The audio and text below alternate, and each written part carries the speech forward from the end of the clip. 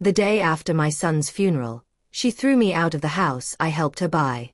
She stood in black lace, pretending to grieve, but her smile told me everything.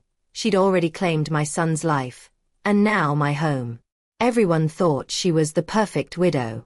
But that was before the lawyer opened a sealed envelope and exposed a secret she never wanted the world to see.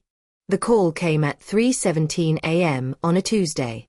David's voice was trembling, gasping for air. "Mom, something's wrong." My chest. "I can't."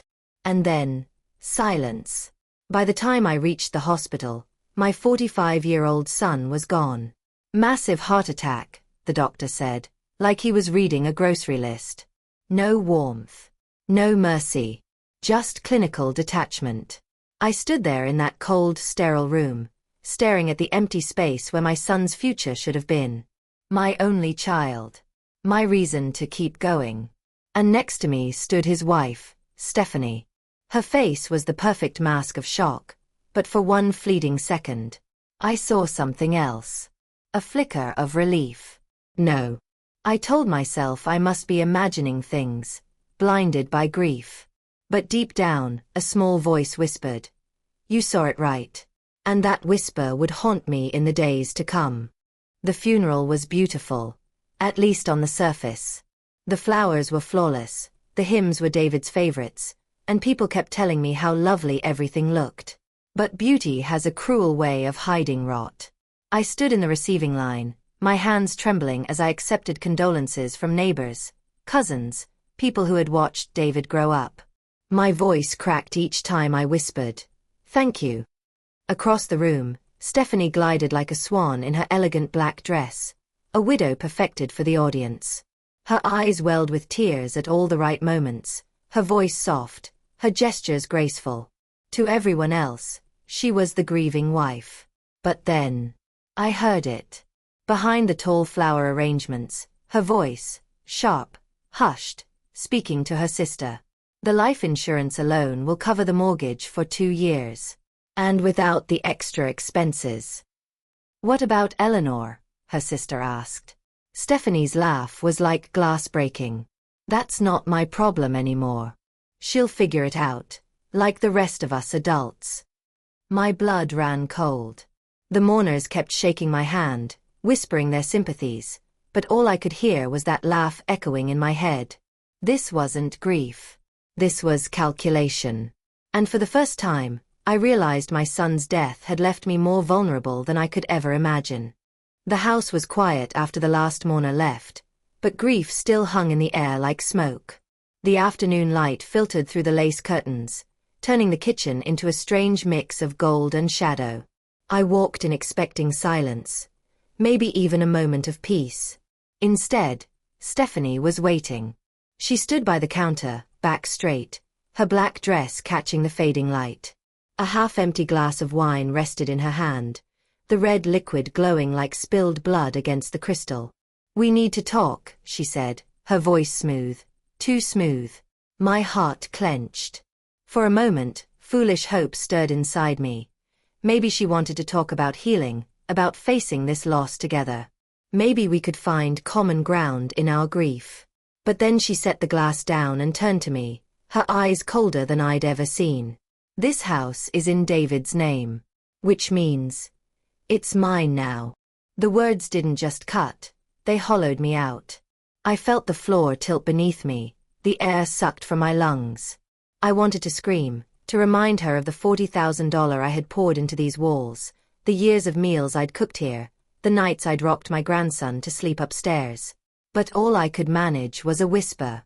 "Stephanie, surely we can find a way to." She raised her hand, silencing me like a teacher scolding a child. "No. I need my privacy. You living here. It's not working anymore." I gripped the edge of the counter, my knuckles white, fighting back tears. In that moment, I felt like a guest in a house that had once been my home, a stranger among memories that weren't mine anymore. But beneath the ache, something flickered, faint, but real. Hope. Because as her words rang in my ears, I remembered the lawyer's voice. "There will be a will reading." Stephanie thought she had won. But perhaps she was celebrating too early. And that's when I realized her story, our story, was only just beginning. By the next evening, the house no longer felt like a home. Stephanie appeared at my doorway, arms crossed, her voice clipped and businesslike. "Time's up, Eleanor. I need you out, tonight." I stared at the 4 suitcases and 2 cardboard boxes lined against the wall. 67 years of life, reduced to luggage and taped cardboard. Every folded blouse, every photo wrapped in tissue paper felt like tearing another piece of myself away. The bedroom, once my son's as a boy, was stripped bare. The pale blue walls seemed colder now, the dresser top empty except for the faint outlines where picture frames had once stood. Shadows stretched long in the fading light, like fingers pulling me out of the only space I thought I still belonged. With each trip to the car, silence pressed heavier between us. Stephanie followed close behind, her heels clicking against the hardwood, like a metronome counting down the end of my life here. Not a word of comfort. Not even a pretense of kindness. Just the sharp sound of finality. At the trunk of my car, I paused. I needed, to make one last appeal to her humanity. "Stephanie," I whispered, my voice trembling, "I wish I knew what I'd done wrong, so I could fix it." Her expression didn't soften. Her lips curved into something colder than anger. "You didn't do anything wrong, Eleanor. You just exist in my space. And David felt sorry for you. I don't." The cruelty was so casual, it almost broke me. Almost. I closed the trunk and sat behind the wheel, the house looming behind me like a tomb. But just before I turned the key, I remembered his lawyer's voice. "Your presence is required at the will reading." The words echoed in my chest, fragile but unshakable. Stephanie thought she had written the final chapter of my story. But somewhere, tucked inside a sealed envelope, my son had left me a sentence of his own. And I promised myself I would hold on until those words were spoken. The Hampton Inn off Route 9 smelled like bleach and broken promises. The lobby clerk barely looked at me when I slid my credit card across the counter. 1 week, paid in advance. That was all my savings could handle. Room 214 was small, anonymous, beige walls, stiff polyester bedspread, a buzzing light in the bathroom. I set my suitcases down and sat at the edge of the bed, staring at the mirror above the dresser. Who was the woman staring back? Not just a widow. Not just a mother who'd buried her only child. But homeless. Unwanted. Disposable. The silence was suffocating. I thought of the house, David's laughter echoing down the hallways, his graduation photo on the mantel, the meals I'd cooked in that kitchen. Now Stephanie's kingdom. And me. Cast out like clutter. Tears came hot, spilling faster than I could wipe them away. For the first time since the funeral, despair wrapped its hands around my throat. Was this all that was left for me? A motel room, dwindling savings, and a lifetime of memories no one wanted? Then, my phone rang. I almost didn't answer. The number was unfamiliar. But something inside me pressed accept. "Mrs. Fairfield?" The voice was calm, professional. "This is James Morrison. I handled your son David's legal affairs. I'm calling to inform you that the probate process is complete. There will be a formal reading of David's will next Tuesday at 2 p.m. Your presence is required." Required. The word struck like a match in the darkness. I sat up straighter, my tears drying on my cheeks. Stephanie had told me I didn't matter. That I was nothing. But David had written me into his story. I whispered a thank you, though Mr. Morrison couldn't understand the weight behind it. As the call ended, I clutched the phone to my chest. The hotel room was still ugly, still lonely, but now, there was something else. Hope. And I knew one thing. The next chapter of this story would not belong to Stephanie alone. The law office smelled of polished wood and old leather. The kind of place where secrets are spoken softly but change lives forever. At exactly 1:55, I walked into the reception area, clutching my worn handbag like a lifeline. My black dress was simple, decades old, and my hands trembled as I smoothed the fabric across my knees. Stephanie was already there. She rose from a silver BMW outside and swept in like a queen attending her coronation. A sleek black dress hugged her frame, her jewelry catching the afternoon sun. She smiled at the receptionist, then spotted me. The smile vanished. "What is she doing here?" she hissed. The receptionist's voice was calm, professional. "Mrs. Fairfield is here for the reading." Stephanie scoffed, turning to her brother Marcus, who had come armed with a legal pad and the smug air of someone expecting victory. "This won't take long," she muttered. "The house, the accounts, they're all mine." I sat quietly, folding my hands, pretending not to hear. But inside, my heart pounded. Why did David want me here? At precisely 2 p.m., James Morrison emerged. A man in his 60s, with silver hair and kind eyes. He carried a thick folder as though it contained more than just paper. It carried the weight of truth. "Ladies, gentlemen," he said softly. "I know this is a difficult time. David was very specific about his wishes. I will now read his will in full." The words flowed like expected music at first. "To my wife, Stephanie Fairfield, I leave the house, the cars, my retirement accounts, and my life insurance policy." Stephanie sat taller, her lips curving into a victorious smile. She even glanced at me, triumph glowing in her eyes.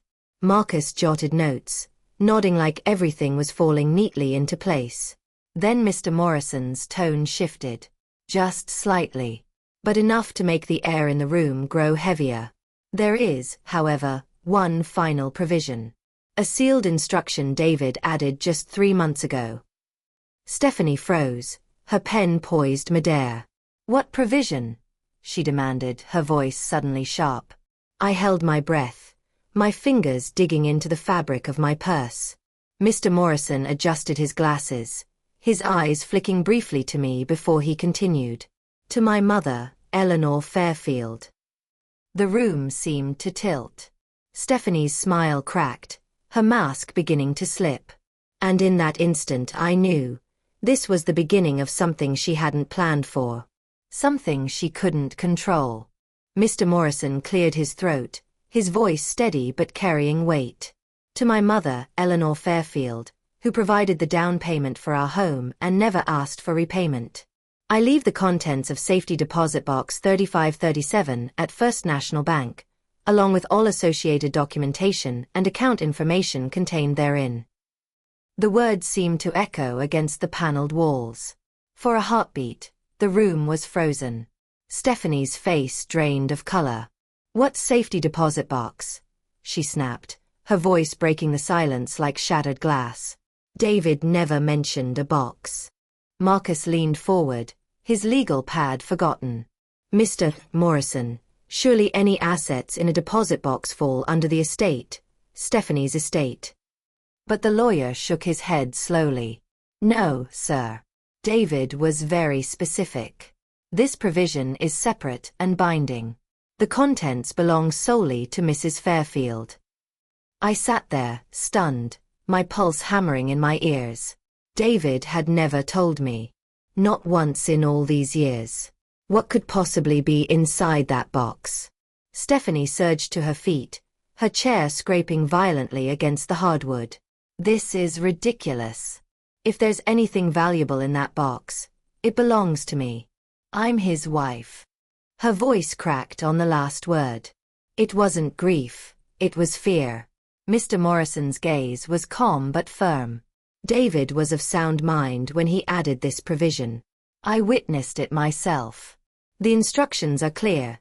The safety deposit box and everything within it go to his mother, and his mother alone.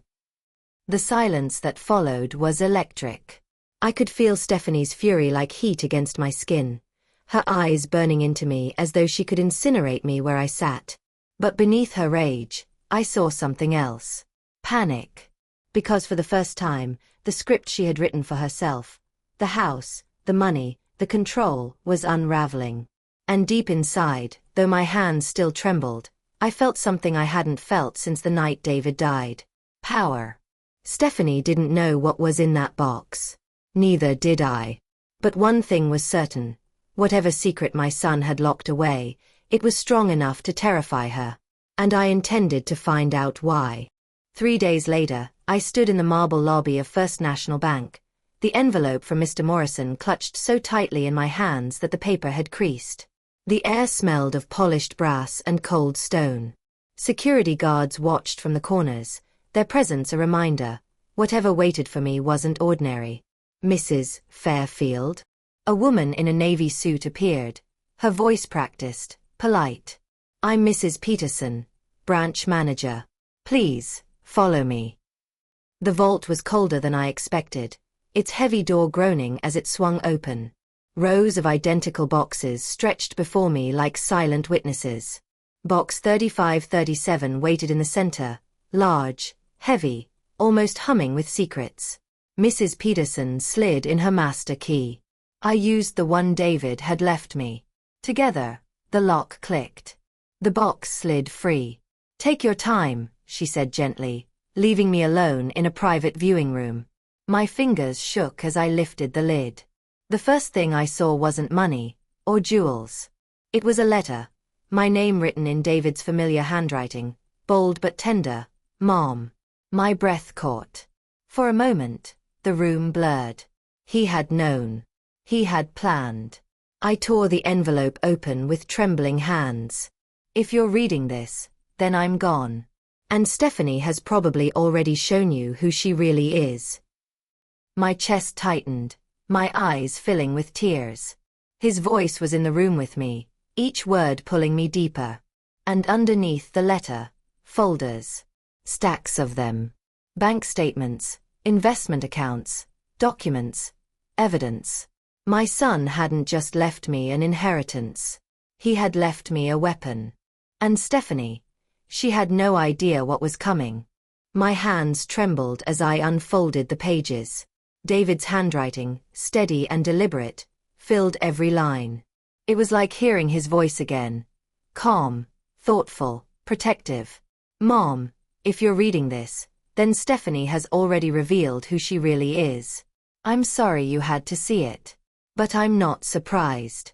I've known for years. That's why I started preparing. The tears blurred my vision, but I forced myself to keep reading. You gave us $40,000 for the down payment on this house. You never asked for a cent back, but I knew. I knew it was a loan, not a gift. I invested that money, adding to it whenever I could. 5 years later, it has grown. What you'll find in these accounts is not just repayment, it's your freedom. My eyes dropped to the bank statements. The numbers swam before me. 6 digits, more money than I'd ever imagined holding in my lifetime. Investments carefully grown, meticulously documented, all in my name. But beneath the numbers lay something far more powerful. A thick folder marked documentation. Inside, screenshots of text messages, copies of emails, credit card statements, notes in David's own handwriting. Every insult, every manipulation, every plan Stephanie had whispered when she thought no one was listening. He had recorded it all. My chest ached. He hadn't just seen my suffering, he had carried it. Protected me quietly, even while pretending to go along with her. The final lines of his letter broke me. Mom, you deserve better than to be treated like a burden. Take this money. Take the proof. And walk away with your head held high. Don't waste your time fighting her. She will destroy herself. You just need to survive long enough to see it happen. Remember, the best revenge is not revenge at all. It's justice served in time. And no matter what she says, no matter what she does, you are not unwanted. You are my mother. And you will always matter. By the time I set the letter down, the tears wouldn't stop. But for the first time since the night David died, they weren't just tears of grief. They were tears of strength. Because in this box, my son hadn't just left me money. He had left me a voice. A shield. A weapon. And as I closed the folder, one thought settled deep into my bones. Stephanie had no idea the storm that was about to hit her. Stephanie's house gleamed like a showroom when I arrived at noon. Fresh flowers on the dining table, her finest china laid out, sunlight spilling across polished silver. She greeted me in a flowing white dress, her smile wide but brittle. "Eleanor," she cooed, "I'm so glad you came. I made your favorite, chicken salad." Funny, I thought, how she suddenly remembered my favorite meal when she wanted something. We sat, the clink of cutlery echoing in the silence. She poured iced tea, her manicured hands steady, her performance flawless. But her eyes never quite met mine. Finally, she leaned forward. "I've been thinking about David's safety deposit box. We should combine resources, don't you agree? Whatever he left, we could invest together." Her tone was light, coaxing, almost sweet. She still thought she held the script. I set my fork down. "That's interesting, Stephanie. What makes you think there was anything valuable in the box?" For the first time, she faltered. "Just a flicker, but I saw it. Well, David was private about money. He must have had a reason." "Private?" I echoed, my voice calm. "Yes, he was. But he was also careful. Very careful." I reached into my bag and placed a framed photo of David on the table, his college graduation, smiling in cap and gown. Stephanie's eyes softened for a moment, then narrowed, sensing a trap. "What's this supposed to mean?" I smiled faintly. "Just a gift. A reminder of the man you married." Her mask slipped slightly, irritation flashing. "Eleanor, stop playing games. Tell me what was in the box." I picked up my phone, unlocked it, and slid it across the table. On the screen, a screenshot of a text conversation. Her words to her sister glared back. "God, I can't wait until that old bat finally moves out. Then we can turn her room into the home gym I've been wanting." Stephanie's hand shot forward, but I pulled the phone back just in time. Her voice dropped to a whisper. "Where did you get that?" "David documented everything," I said softly. "Every word. Every insult. Every lie." The color drained from her face. She reached for her glass, but her hand shook so violently the ice clinked against the rim. And I wasn't finished. "Emails," I continued. "Credit card statements. Conversations with Marcus. He saved them all." Stephanie's fork clattered onto her plate. The poise was gone. The widow act was slipping, piece by piece. "You don't understand," she stammered. But I leaned in, my voice calm, deliberate, unshakable. "No, Stephanie. For the first time, I understand everything." Her eyes darted wildly, panic flooding in where arrogance had once lived. And I hadn't even shown her the worst of it yet. The silence in the dining room was deafening. Stephanie's perfect posture had crumbled. Her hands trembled, mascara smudged under her eyes. I let the moment stretch, then reached into my bag once more. Slowly, deliberately, I placed a thick folder on the table. Its edges worn, its contents heavy with truth. Stephanie's gaze locked onto it, like prey watching the predator's jaws. "What's that?" she whispered. I opened the folder. Pages spilled across the polished wood, bank statements, receipts, emails. But it was the last document I slid toward her that made her face drain completely. A printed email, her own words to Marcus. "Once David's gone, we'll move her out.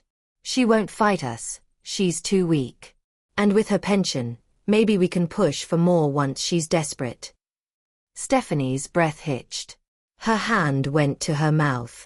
"That's not. I didn't." "You did," I said softly. "And David saved every word." Her body sagged against the chair, the fight draining out of her. She looked smaller now, not the flawless widow who had thrown me out, but a woman stripped bare, her greed and cruelty laid open for the world. "I can explain," she whispered. "No," I said, rising to my feet. "You've explained enough. To your sister. To Marcus. To everyone but me. David knew the truth. And now, so do I." Stephanie's eyes filled with tears. Ugly, desperate tears. You can't take this from me. I have nothing without it. I gathered the papers back into the folder, tucking David's letter gently on top. My voice was calm, almost gentle. You still have the house, the cars, the life insurance. More than enough for someone who claimed to be perfect. But you'll never have the one thing you wanted most, control over me. Her sob broke into the silence, but I didn't stay to comfort her. I'd spent too many years mistaking cruelty for strength, silence for peace. At the door I paused. Sunlight poured through the window, warm against my face. Sometimes, I said quietly, more to myself than to her, the best revenge isn't revenge at all. It's justice, served exactly when it's needed. I walked out, leaving Stephanie alone in her kingdom of hollow walls and broken lies. And for the first time since my son's funeral, I breathed freely. David had kept his promise. Even from the grave, he had given me what I needed most. Not money, not proof, but dignity. And that, I realized, was the greatest gift of all. I thought leaving that house would feel like an ending. Instead, it felt like a beginning. The next morning, I woke in my small hotel room with sunlight on my face. For the first time in weeks, the heaviness in my chest was gone. David's folder sat on the nightstand, a quiet reminder that I wasn't powerless, not anymore. News of Stephanie's outburst at the will reading had already spread.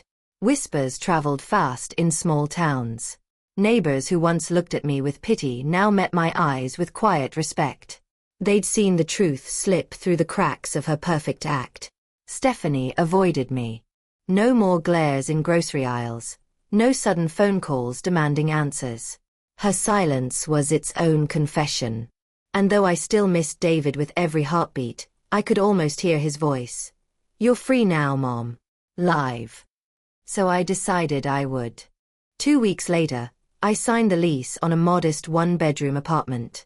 It wasn't much, a second-floor walk-up with peeling paint and thin walls, but it was mine. Mine to decorate, mine to fill with photos Stephanie had tried to erase.